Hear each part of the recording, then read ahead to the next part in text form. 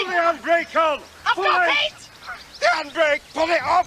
Pull it! Pull it! I have to! This is the story of Fred Feast, who played Coronation Street's grumpiest barman for 9 years before walking away at 55, publicly claiming exhaustion and artistic principles, only for the real truth to emerge through a producer's damning memoir and his own quiet admissions of regret in the years that followed. Happy in your work, are you, Fred? Just say that again, Walker. Say that again. What seemed like a confident departure in 1984 masked line-learning struggles, behind-the-scenes tensions, and a fractured relationship with production that would haunt him for the rest of his life. Frederick Feast didn't stumble into acting by accident.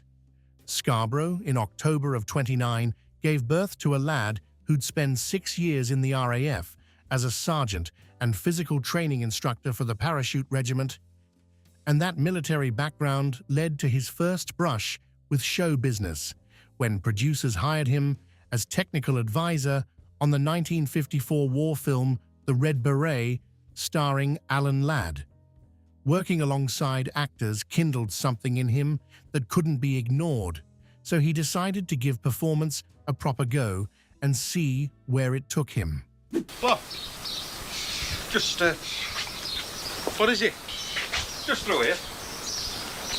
Comedy became his training ground at London's legendary Windmill Theatre, where he performed stand-up between the nude reviews and shared the stage with a young Bruce Forsyth before either of them became household names. When variety work dried up, as it did for so many performers in the 60s, employment came wherever he could find it. Butcher, driving instructor, carpet salesman, wrestling MC, publican, and even a dolphin trainer. Kathleen became his wife in '55, and they raised 3 daughters together while building a marriage that would last 44 years until his death. Television roles started arriving by the '70s with appearances in the BAFTA-winning play Another Sunday and Sweet F.A. Ken Loach's Days of Hope, and multiple episodes of Crown Court, giving him steady work. Is that the best you can do, eh? Look, it's the truth, so you have to take it or leave it. I'll tell you what you can do. You can get down that road, get that clock and bring it back here. Go on, get on your bike. Coronation Street had already used him twice in brief stints during 1970 and '72, but producer Bill Podmore asked him back in '76 to create something permanent. That something would become Fred G, and the character would turn into one of the most memorable barmen in British soap history. September of '75 brought Fred G's first appearance, following the warehouse fire death of his wife Edna, and he showed up at the Rover's return as a seemingly quiet, dapper widower with old-world charm that fooled exactly nobody for long. Newton and Ridley Brewery instructed landlady Annie Walker to hire a live-in cellarman in March of '76. And that's when Fred's true nature burst through like beer from a shaken bottle. Idle, ignorant, coarse, petty, and lecherous with delusions about one day running the pub himself. I'm telling you, Jacko, he's got me groggy. One more insult, I'll stick one right on him, I'm telling you. Look, you win in his throat. What made Fred G work was the complete domination he suffered from everyone around him. Annie Walker kept him firmly in his place with a look. Bette Lynch ridiculed him until he squirmed, and Betty Turpin treated him with the kind of open contempt usually reserved for burnt Yorkshire puddings. Even Hilda Ogden, the cleaner, spoke to him with dripping sarcasm that left no doubt about where he stood in the pecking order.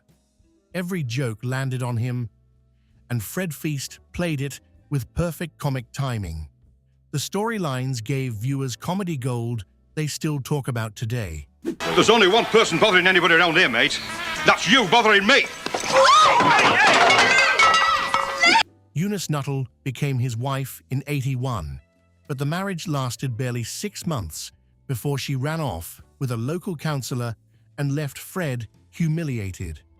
May of '83 delivered the moment that really cemented Fred G in Coronation Street folklore when he took Bet and Betty on a picnic in Annie Walker's prized Rover 2000, watched the car roll into a lake at Tatton Park, rescued Bet via piggyback, and accidentally deposited her in a cow pat while viewers at home howled with laughter. You keep your £2 because you're going to need them for your bus fare. Look, Charlie, I'm just about getting sick of you. You've lived in this street about 5 minutes and you think you own the flaming place, don't you? The wig storyline followed not long after, with Fred's vanity purchase drawing such merciless mockery from the Rovers regulars that it became another fan favorite people still remember decades later. Over 500 episodes across 9 years made him a fixture behind that bar, but 1983 brought the first real cracks in the facade. Sick leave came that year with Fred claiming depression, difficulty remembering lines, and bouts of uncontrollable weeping that left him unable to work. The absence wasn't trivial, because it forced scriptwriters to redraft 12 episodes, which translated to 6 weeks of programming disruption on a show that ran multiple times weekly. Production received assurances from Fred about his mental health struggles and the need for time away from the cameras. What happened next damaged trust beyond repair. He turned up at a football match during his sick leave, apparently in good health and high spirits, without any sign of the depression he'd claimed. Have you finished what you came to say? Yeah, I'll say more next time. Right, I can go now, can't Yeah, I? get on your bike. Producer Bill Podmore put it plainly years later that if Fred had simply been honest about his struggles from the start, they could have temporarily reduced his workload, since being the Rovers barman meant appearing in more scenes than almost any other character on the program. Line learning difficulties weren't exactly a secret on set, though. Dialogue, written on the back of the Sporting Life newspaper, became Fred's lifeline, and he carried that paper in so many scenes it became part of Fred G's character, the barman always reading the racing results between pulling pints.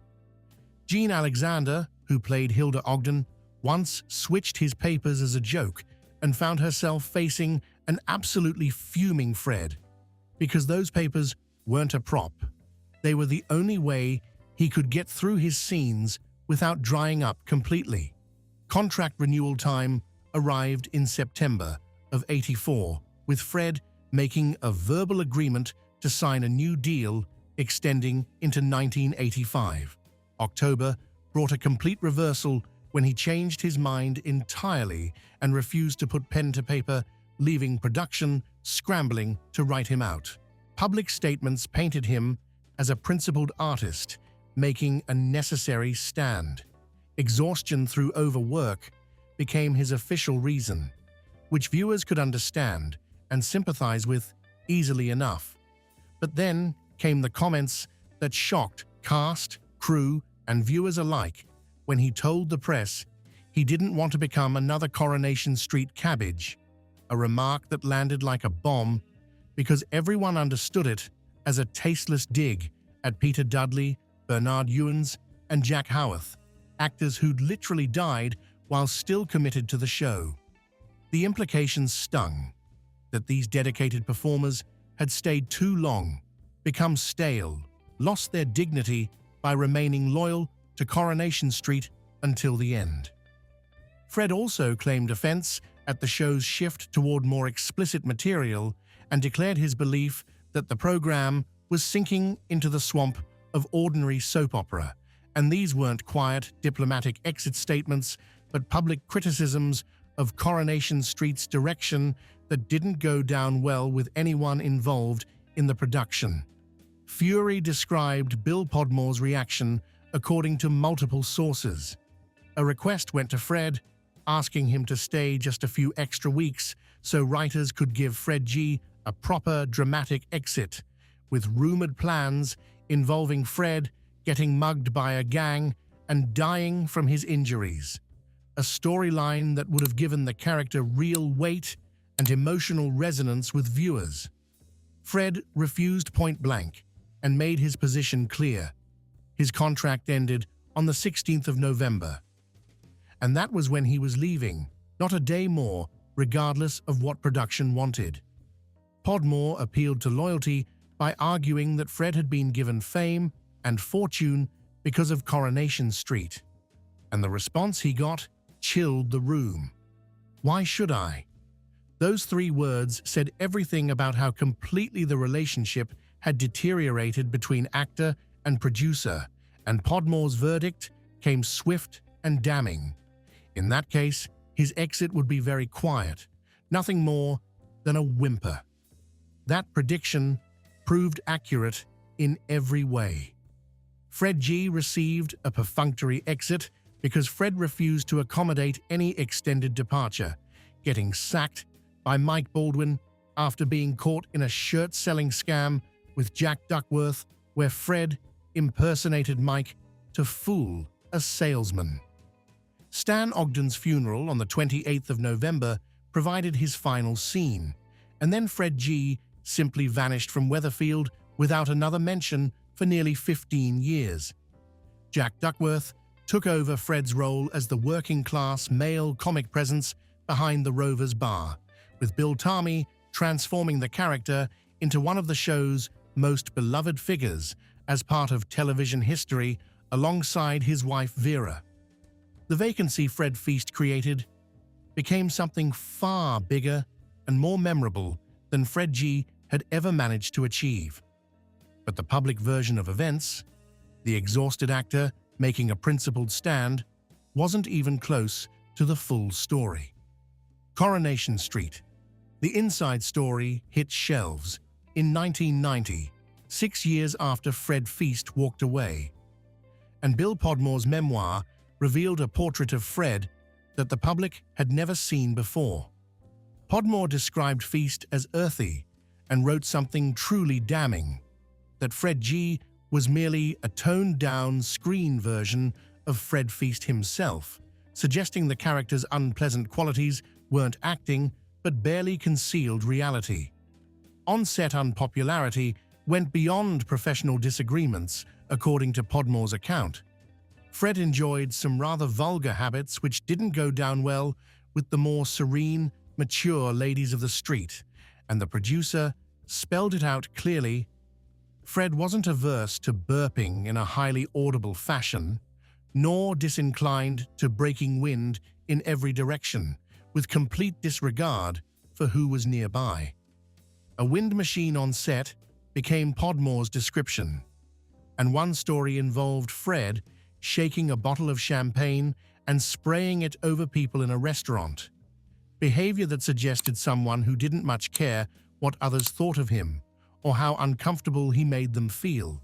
Summaries of Podmore's book painted an even harsher picture, stating that while the character of Fred G succeeded with audiences, Fred Feast was unpopular with the cast for being rude and arrogant, on top of his unfortunate habits that made working with him unpleasant. Years after bad-mouthing the cast and management when he left, Fred apparently asked when he was being invited back, a question that filled Bill Podmore with absolute horror that anyone could be that oblivious. These revelations shattered the image of a dignified artist taking a stand against declining standards.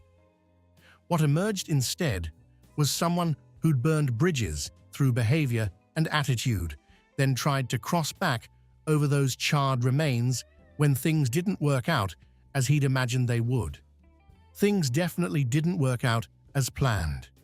4 years without any known television acting work followed his departure from Coronation Street. Game shows like Blankety Blank in March of '85 and Pantomime, the traditional refuge of out-of-work television actors, provided some income, but proper roles dried up completely.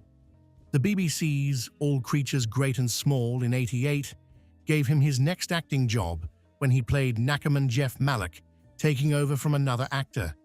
But it wasn't Coronation Street, and everyone knew it. Throat cancer arrived sometime in the mid-'80s, with sources varying on the exact year but agreeing on the severity. Leeds Royal Infirmary became the site of surgery to remove a malignant tumor, followed by 6 years of radiotherapy that successfully cleared the cancer while leaving his voice unpredictable and hoarse. Speaking roles became difficult or impossible through most of the 90s, which meant an actor whose entire career depended on his voice now had vocal cords damaged by the very treatment that saved his life. Character parts, theater work, radio, all the roles that might have sustained him through his 60s became unreachable. Cancer had been beaten, but the price extracted was enormous.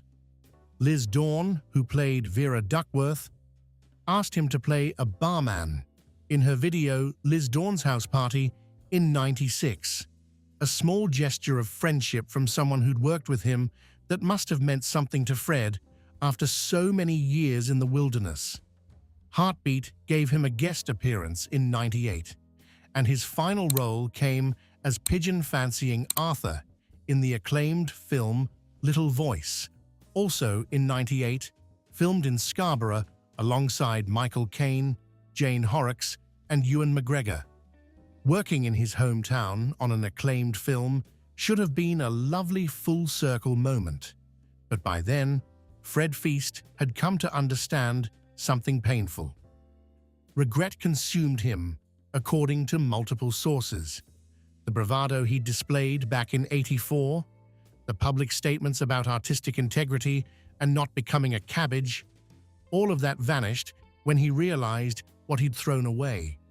After recovering from cancer, Fred waited for Coronation Street to offer him a chance to return, and his wife, Kathleen, confirmed in interviews that following his illness, Fred genuinely hoped for a comeback to the street that would let him make things right. The call never came. That door he'd slammed shut with his controversial exit statements, his refusal to give the character a proper send-off, his public criticism of the show, it stayed closed no matter how much he might have wanted it to open. Whatever apologies he might have wanted to make, whatever bridges he hoped to repair, they never reached the right ears, or they reached them far too late to matter. Hospitals in Scarborough and Bridlington became Fred's world during his final year, as doctors treated abdominal cancer, distinct from his earlier throat cancer. Peace came at Bridlington Hospital on the 25th of June, 1999, with his family surrounding him when he died at 69 years old. Kathleen's words were simple. "We're going to miss him. He filled the house." And they captured both loss and love in equal measure. Grim coincidence marked the timing. Less than 6 months separated his death from the official killing off of Fred G. on Coronation Street, when ex-wife Eunice returned in January of '99 to announce that Fred had died of a heart attack a few months previously. 14 years of unexplained absence ended with the character officially dead, and then within months, the actor followed. Former colleagues offered warm tributes despite everything. Bill Roach remembered Fred as always full of life, someone who enjoyed life to the full, and said that even though they hadn't seen each other for some time, he could still feel the loss.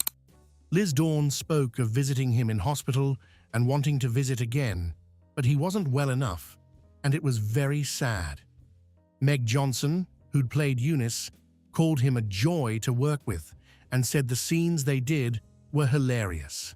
These tributes suggested that whatever faults Fred carried, whatever difficult behavior he displayed, people still remembered him with genuine fondness.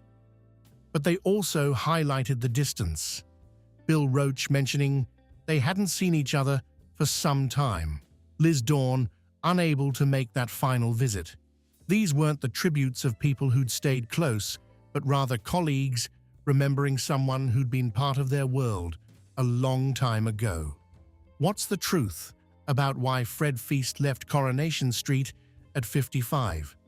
Truth never arrived as one single dramatic revelation, but rather emerged piecemeal over 15 years, like a puzzle assembling itself one piece at a time. His own statements at the time about exhaustion and objecting to the show's direction told only part of the story, the version he wanted the public to believe, the version that made him look principled and independent rather than difficult and struggling. Bill Podmore's memoir revealed what happened behind the scenes, with on-set tensions, unpopularity with cast members, and a contentious relationship with production, showing someone who'd perhaps let success go to his head. Behavior that alienated the people he worked with, refusal to leave gracefully when the relationship broke down. All of it painted a picture far removed from the public image Fred had tried to project. Fred's own later admissions of regret, combined with his unfulfilled hope for a return, showed he'd come to realize exactly what he'd walked away from.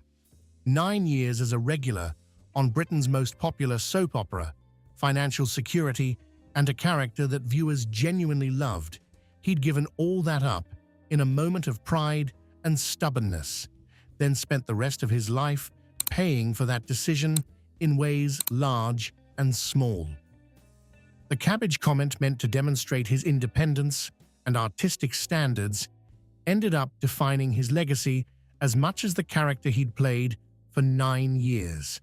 Actors who stayed loyal to Coronation Street and worked there until they died, Peter Dudley, Bernard Ewins, Jack Howarth, they got to leave on their own terms, surrounded by colleagues who valued them, with proper send-offs that honored their contributions to the program. Fred G left with a whimper, and Fred Feast spent his final years hoping for a second chance that never rang through on his telephone.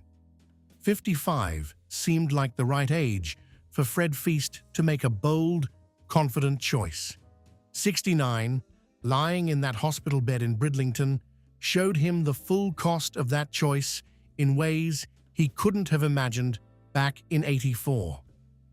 Bill Podmore's frank memoir revealed it first, then Fred's own quiet admissions to his wife, then that phone call he waited for that never came.